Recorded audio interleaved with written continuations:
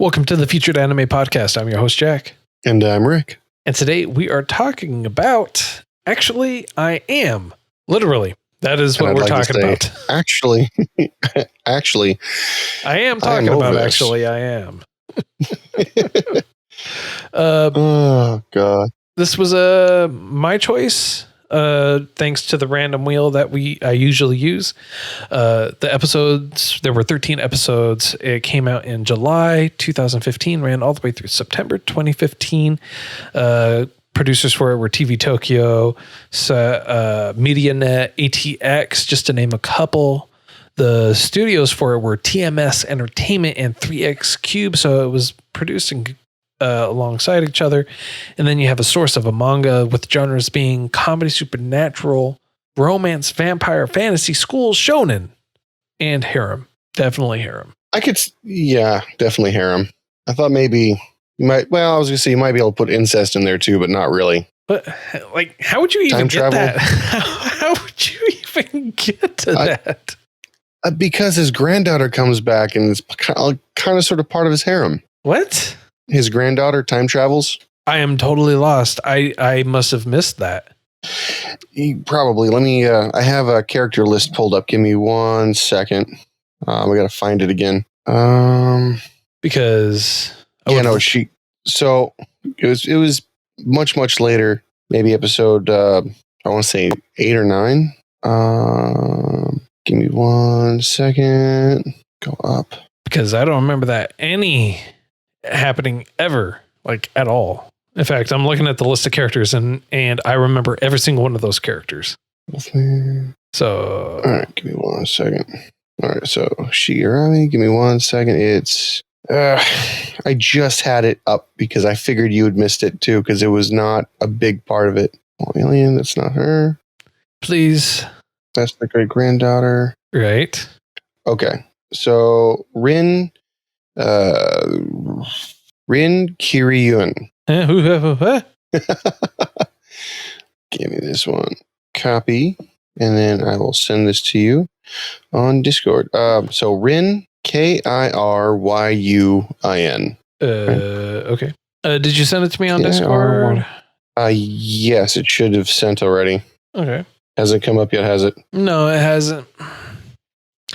You could just tell me the episode and I'd be happy to watch it, like right now. Give me 1 second. Let me throw this up. And like, legitimately. Oh, there we go. As delivered. Yeah, it finally came up. Gotcha. Yes. Her grandparents are none of the characters that we know. That's like... I'm a little confused. I mean, like, this doesn't make any sense. I think that in the description they're using the first names, not the last names, like everyone says. Like the daughter of Asahi's daughter and Mikan's son. I mean, like, those aren't even characters in here. No, Asahi's the main character. Oh, sorry. Oh, okay. I got you. I would say Mikan and Asahi. Mikan as in the wannabe ruiner of everything that is right and just in this world. Perhaps. So, still waiting on that episode, man, because I don't remember that, like, them even introducing anyone like that. Like, I literally am looking at all the characters listed for there, and I'm not seeing anything for it. Give me 1 second. Let me see if I can do Control F on this one. We're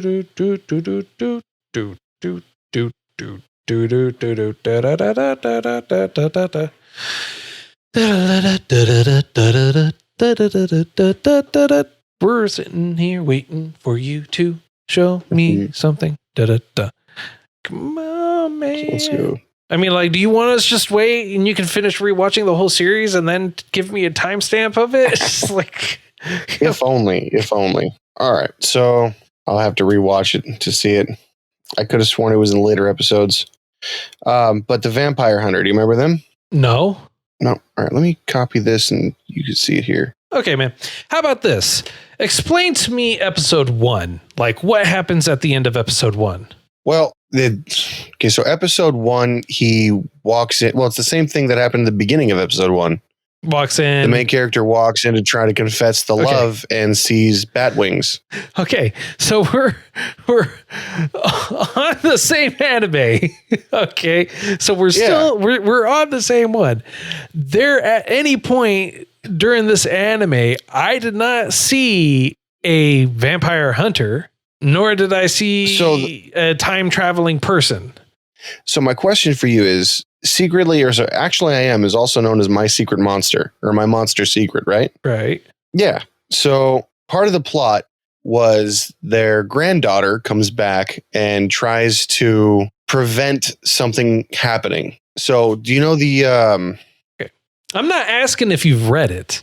I'm asking if you've seen it, or if you just read some cliff notes on it and you're trying to pull it out your ass, hoping for the best, referencing everything that we haven't seen. I mean, like literally, if you haven't truly seen it, I mean, like if you just like, oh yeah, no, I've totally seen this before, ignored it, went about your day, read some quick cliff notes, and you're like, hey, bro, remember the scene? What? No. Well, what about this? What are you talking about? What? It's like, I mean, like, if that's what you're doing, just be honest. You didn't rewatch it. If you've seen it before, just be honest, man. That's all I'm asking.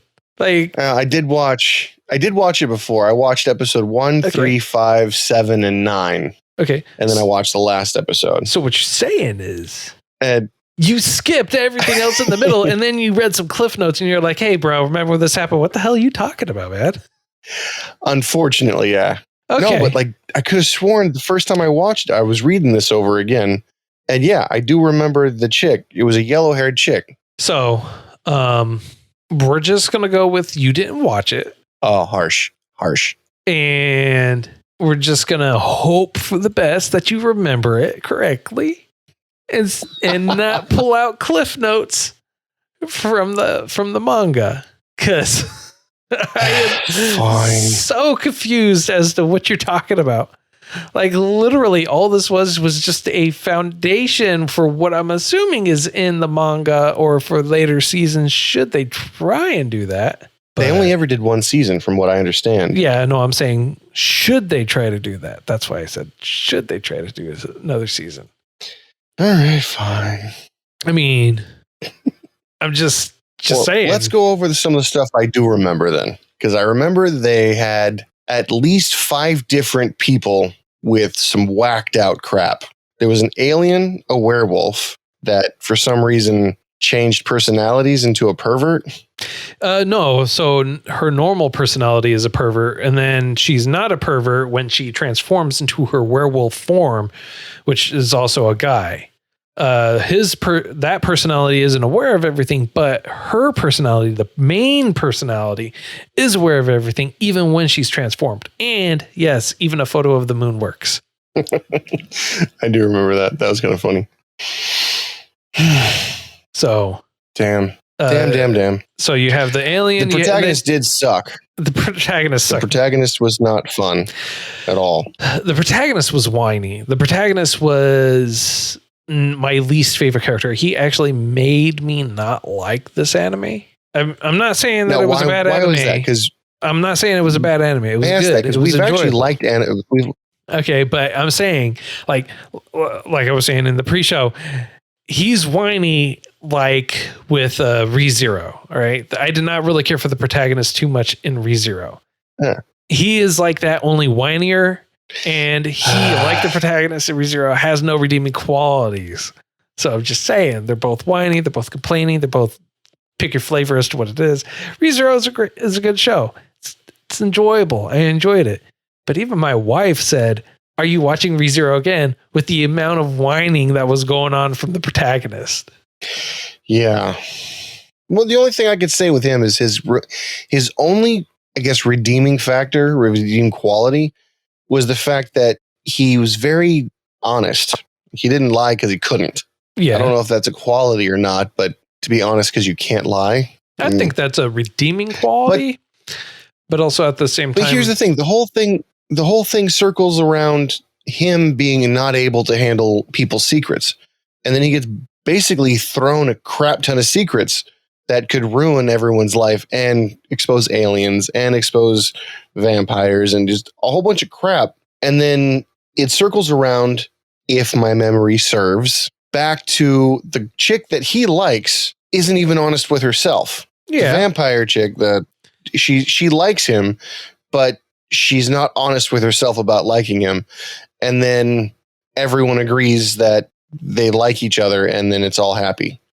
Yeah, to a degree, but then also at the same time you find out Nagisa or Aizawa rather, you find out that she starts developing feelings and she falls in love with our protagonist. Why, I don't know.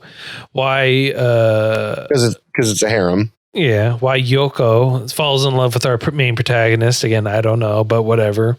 That's fine. Shihio, hey, whatever she wants to do, you know, I mean, like she's the perfect, she does whatever the hell she wants anyways. And she's one of my favorite characters simply because of how blatant and ridiculous she is. But then you have Mikan, who's been in love with our protagonist for the longest time as well. But with Mikan, the biggest problem with her is she's got a very, I would say, sadistic side, but like she's always torturing everybody. Yeah. Like that's the biggest problem. She's not a tsundere. She's not she's not a normal archetype in my opinion, but like there's nothing that she says that she likes this guy until she comes out of, in my opinion, nowhere saying she likes this guy. Yeah. It makes no sense. Well, I mean, she's happy with how their life is and she doesn't want to ruin it. And so that's why that it is the way it is. She doesn't want to have things change or get weird in between her and Asahi because she is happy just being as they are. She's afraid to ruin what's already good for her. I mean, honestly, like how they painted her and how they portrayed her, it really made me dislike her as a whole, you know? Well, yeah, she tied up 3. Now, what I don't understand is she tied up 3 large men. Well, boys, but, well, I guess one really wasn't that large. But still, most of them, the 2 of the 3 kids were bigger than her. She tied them up with a garden hose and was able to make it look like they were pissing fountains. Yeah. And then take pictures and say she's going to post it. I mean, like what's enjoyable is, or what I liked that about her writing these fabricated stories or works of fiction is you see a little asterisk like at the very bottom. This is a work of fiction. It's like it's blatant. It's there. It's a work of fiction, but it doesn't. It isn't going to stop people from talking about it. You know, it's so silly. I mean, it's a reflection of what I would suspect modern media could be. Yeah. So, oops, that was a mistake. That kind of thing. Yeah. But all this stuff is so outlandish. And the fact that she has pictures to back it up. What I found super funny is she wasn't doing the worst stuff. She had a crew working underneath her, and all she did is like sign off on most of the stuff. Well, it was fun. I mean, when you're as evil and sadistic as you are, I mean, like most people probably don't even think about it, you know. But then again, they only showed a couple other people that really work with her, but that's about it. But the biggest thing is that they wanted to show her in a way that made you dislike her, but then later on try to show some redeeming qualities. And that's one thing that I actually really liked, is that they didn't just leave it as well, she's pretty scummy, so we're just going to leave it at that. They actually came around, showed some redeeming qualities, kind of gave a reason as to why she was acting that way, and then just kind of left it at that for the moment. My biggest problem with the whole thing was they didn't have to go so hard with her not being likable. You know what I mean? Yeah. I think they swung too far one way, and her redeeming qualities didn't make up for all the crap she did beforehand. Do you disagree? No, I don't. I don't disagree. I mean, I want to be totally honest here. Characters for you. One of my more enjoyable episodes, or some of my more enjoyable episodes, really honestly didn't focus on the protagonist. In fact, most of the time he wasn't a primary focus of the episodes that I found the funniest and the best. For example, really?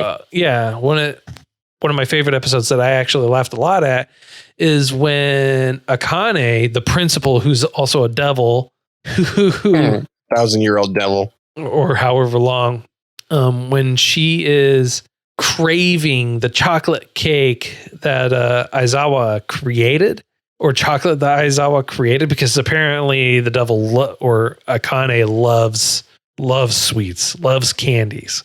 That whole episode where Nagisa was creating the chocolates and Akane wants it, drops on the floor, loses focus because it's on the floor. And she's like, no, that's good enough. Really, I want this. Just give it to me.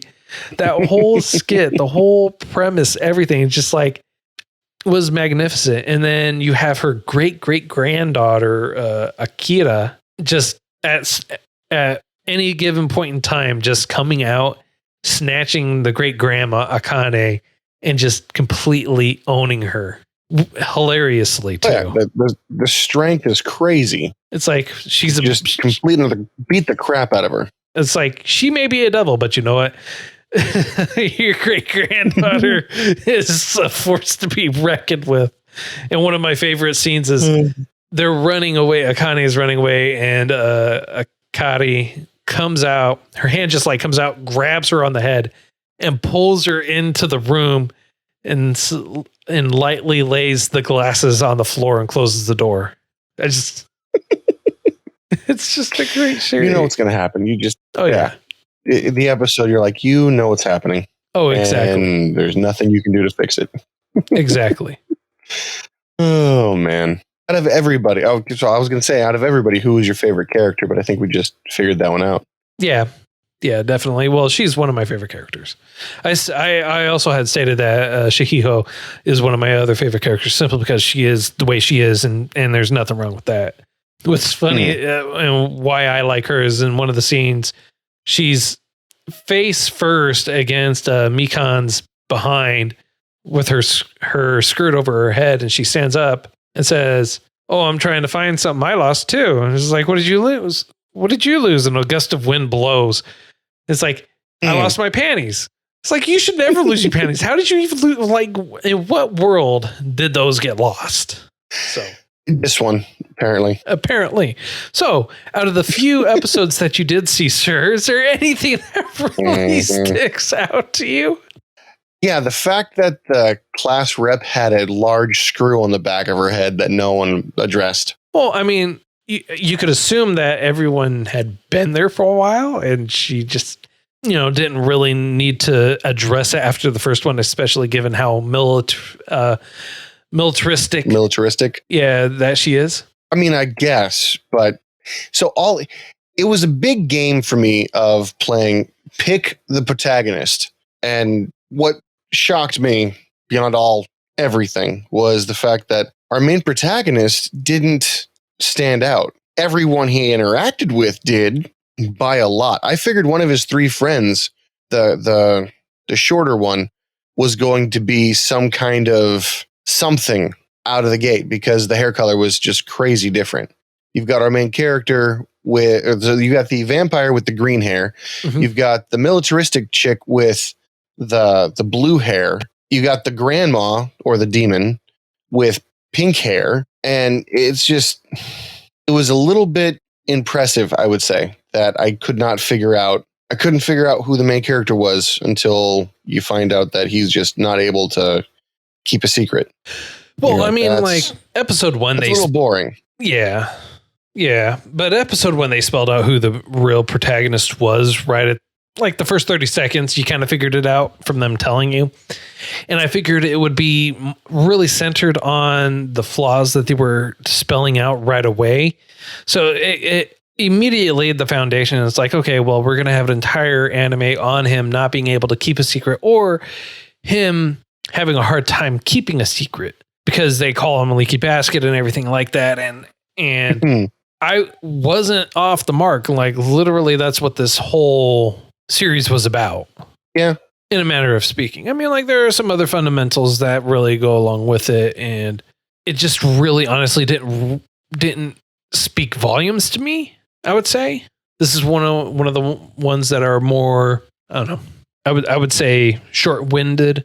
I'm glad there isn't a second season because I don't think I could do a second season. I would say they were geared towards the oblivious MC main character and yeah, it's a one-off at best. Yeah, I got really nothing other than, I would say, maybe the obligatory bikini episode. Yeah.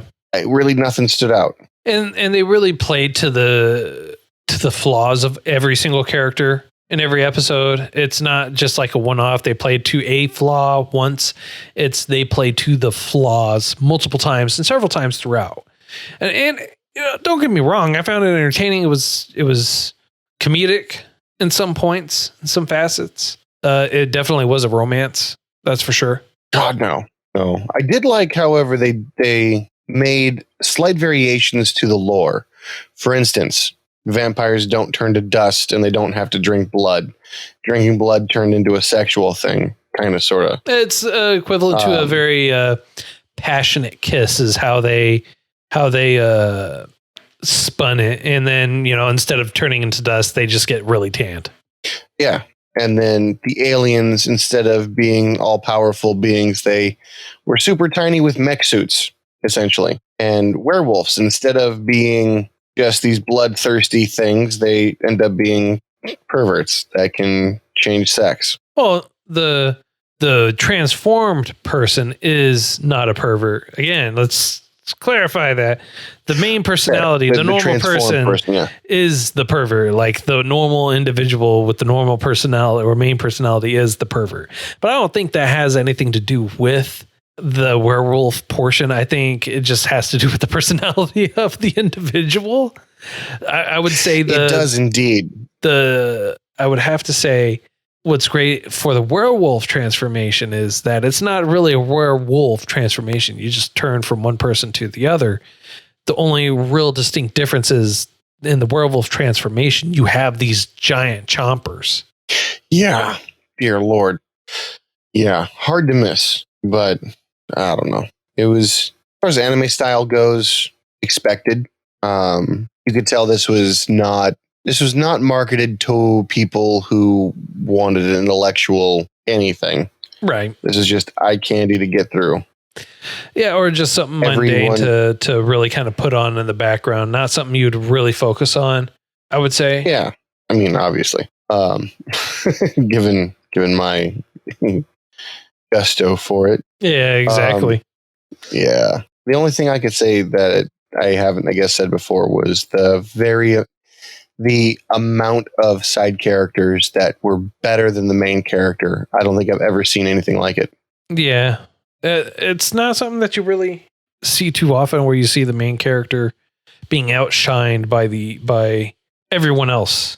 Yeah. Even the only human around was a better character than the main character.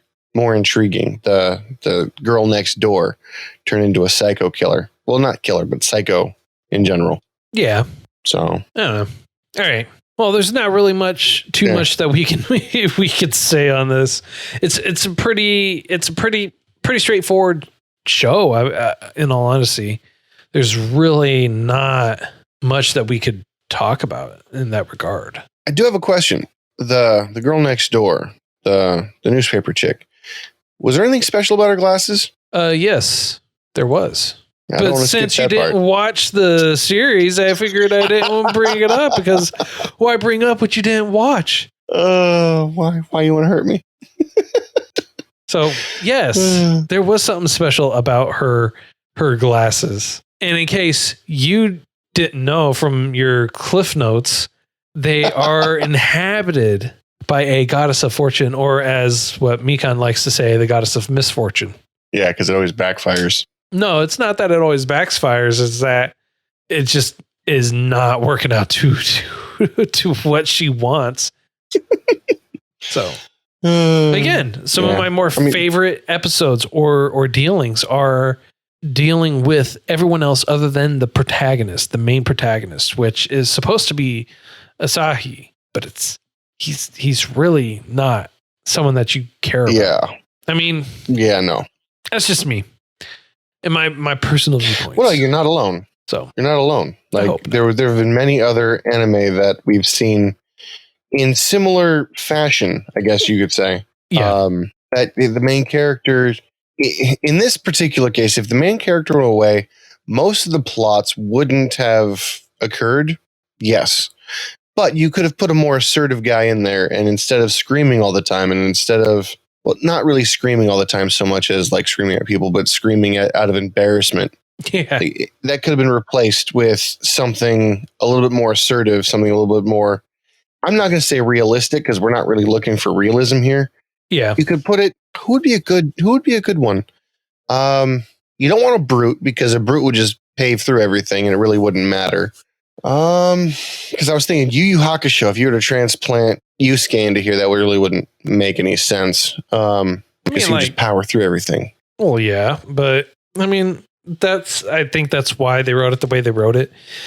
It's because you can't really picture anyone else really being in that role, so to speak. I don't know.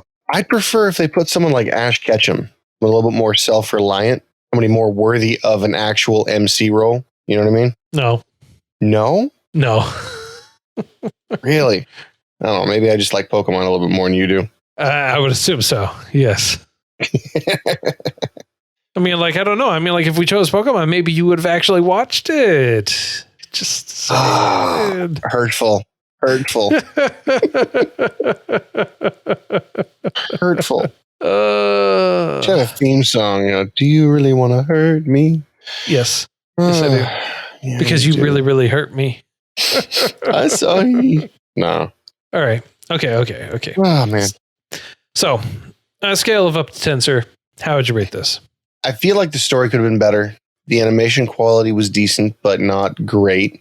I did like the side characters a lot. That's probably what's going to save this rating. Main character that sucked. So I'm going to give it a 3. Okay. Yeah, 3. The only good part about this whole story wasn't the scenarios that they were put in. It was the side characters. Okay. All right. Fair enough. I'm actually going a little bit higher than you. I'm going to go with a 4. I'm going with a 4 because, like I said, there were a couple of episodes where it did tickle my funny bone. I did laugh. I did enjoy a few of the episodes.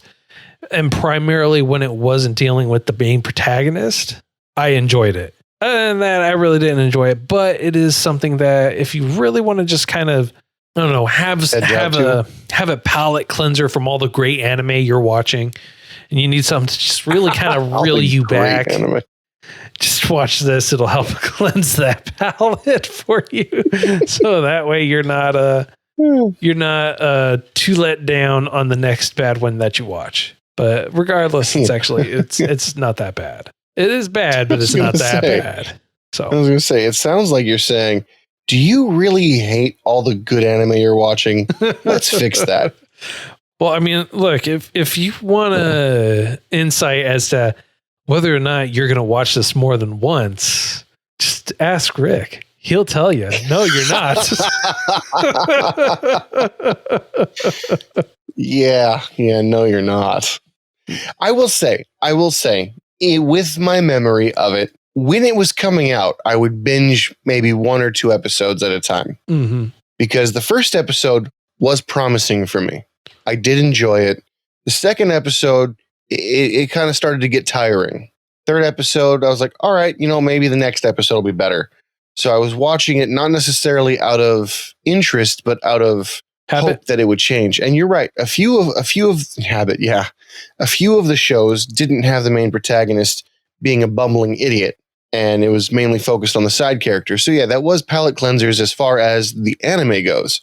So yeah, but as a completed series, I don't know if I would finish it. Again. Hell, I didn't. All right. So next week is your choice, sir. Yes, next week is my choice, and I actually will watch this one. I hope.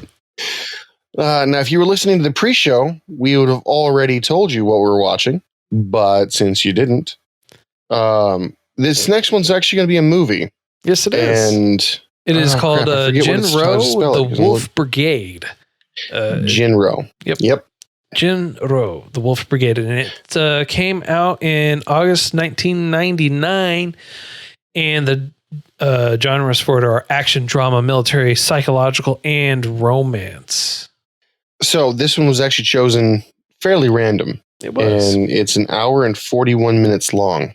So I hope you like this a lot more than I liked our previous show. So, if you want to hear some of that pre-content that we were just talking about, or if you want to hear if we have anything else to say after this, you can join us on our Patreon. $1 a month will get you access to all that bonus content, as well as there are some other tiers that you can join for some other tasty tidbits that you can join in on.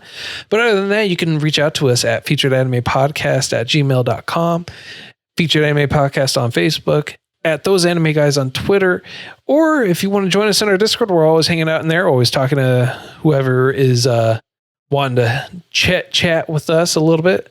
And the link for that is going to be in the show notes. And if you're listening to this on YouTube, feel free to leave a comment. No matter where you are, please subscribe. Don't forget to leave a review, a like. Let us know how we're doing. It will help us out. It will help us grow. And until next time, I'm Jack.